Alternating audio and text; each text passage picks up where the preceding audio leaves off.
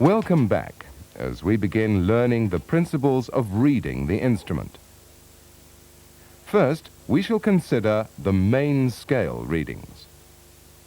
Only whole millimeter divisions are etched onto the beam, and numbers are marked only at 10 millimeter intervals.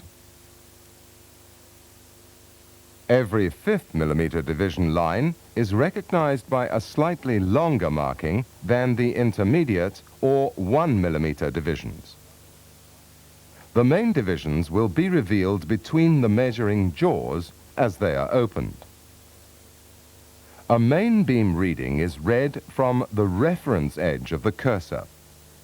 The nearest visible whole millimeter is then noted. In the example shown, the nearest whole millimeter reading is 15.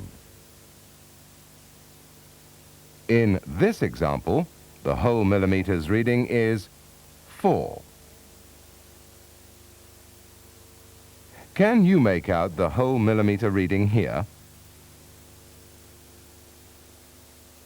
It is 88 millimeters.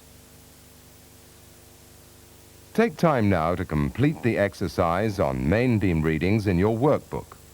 After that, we shall continue by learning how to read the dial gauge.